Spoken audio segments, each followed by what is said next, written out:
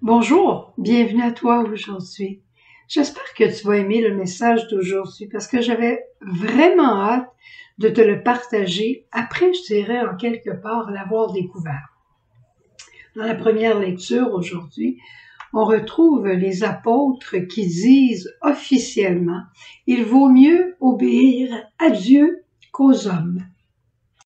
Et cette parole, elle est très forte, hein? C'est choisir la pensée de Dieu, choisir ce que Dieu attend de moi, plutôt que ce que moi je voudrais faire ou ce que tout le monde me dit de faire. Comme j'imagine que les apôtres, après avoir été arrêtés quelquefois par le Sanhédrin, les gens leur disaient « Mais arrêtez de parler de Jésus, ils vont vous tuer ». Mais eux autres, ils pouvaient pas arrêter parce que l'élan de l'esprit les habitait. Eh bien, c'est un peu la même chose avec le message d'aujourd'hui. Alors, je t'avoue simplement où j'ai pris ma source, c'est j'ai écouté un épisode de The Chosen. Un jour, Jacques, le mineur, vient rencontrer Jésus et lui dit « Jésus, tu nous as donné le pouvoir d'aller guérir les gens, mais regarde-moi, pourquoi toi, tu ne m'as pas guéri? » Et Jésus lui dit avec beaucoup de tendresse, comme une mère parle à son enfant, « Mais est-ce que tu veux guérir? » « Oui, seulement si cela est possible, dit Jacques. Alors Jésus lui dit, « Je crois que tu as vu assez de miracles pour savoir que c'est possible. Alors pourquoi, dit Jacques, ne l'as-tu pas fait? » Et Jésus de lui répondre, « Parce que je te fais confiance, cher Jacques, très précieux Jacques. Écoute bien ce que je vais te dire. Ceci peut influencer toute ta vie. Et peut-être c'est une question que tu te poses toi aussi. Pourquoi, Jésus, ne m'as-tu pas guéri? » Et Jésus lui dit, « Dans la volonté du Père, je pourrais te guérir tout de suite et tu aurais une belle histoire à raconter. Il y en a des dizaines, des centaines que tu m'as vu guérir.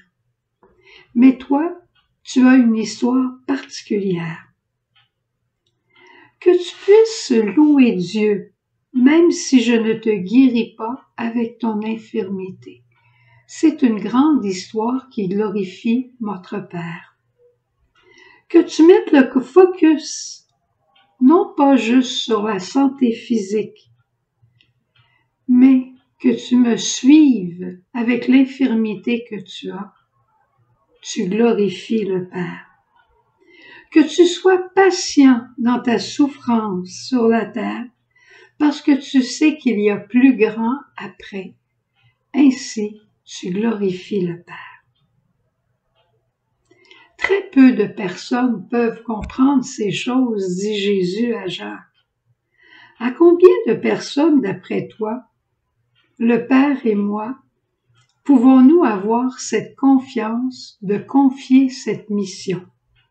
D'après toi, à combien de personnes pouvons-nous demander cela et les gens resteront fidèles? Puis là, Jacques a un moment de humain, là, de repliement sur lui-même, puis il dit les autres apôtres sont tellement plus forts que moi, ils marchent tellement plus vite. Et là, Jésus le regarde, puis lui dit, Jacques, tu sais que je t'aime, je veux pas t'entendre parler comme ça. Je t'aime tel que tu es, et ce ne sont pas des choses qui préoccupent notre Père. Tellement de personnes ont besoin de guérison pour croire en moi. Mais toi, tu crois en moi parce que ta foi, elle est pure.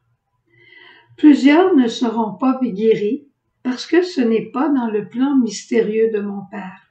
Rappelle-toi, Job, Dieu a tout donné, Dieu a tout repris.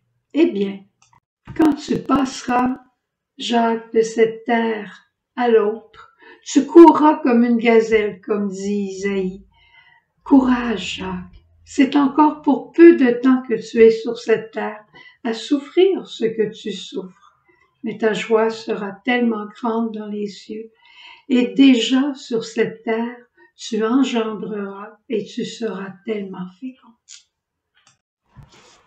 ta pauvreté deviendra ta richesse. C'est beau, hein? Moi, là, ça m'a rentré au cœur parce que c'était vraiment le fond de notre foi.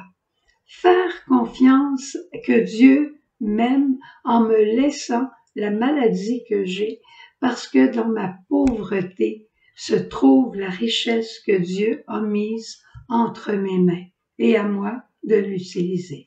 Alors demandons dans ce court temps de prière après à Jésus de nous éclairer, de nous donner l'esprit de foi et demandons à la Vierge Marie de nous accompagner sur notre chemin de vie, beaucoup plus beau qu'on peut penser. Au revoir, à demain.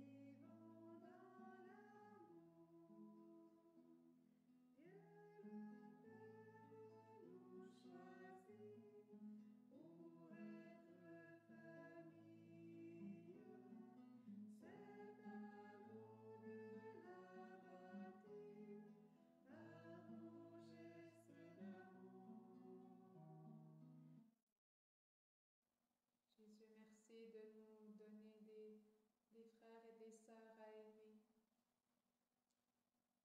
Et merci de nous donner ton Esprit Saint aussi, pour qu'on puisse trouver de nouvelles façons de dire, de manifester notre amour.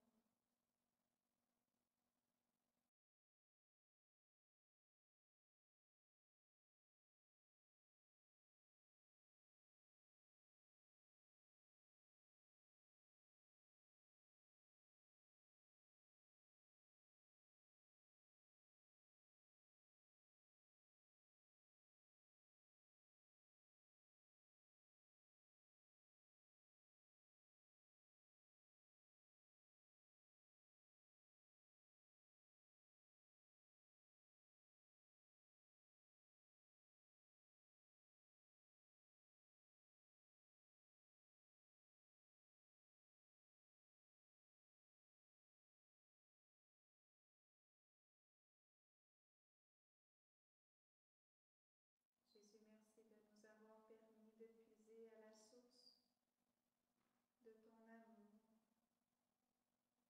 Et merci qu'à travers ta bénédiction, tu passeras par les mains de ton Frère de nous envoyer maintenant aimer.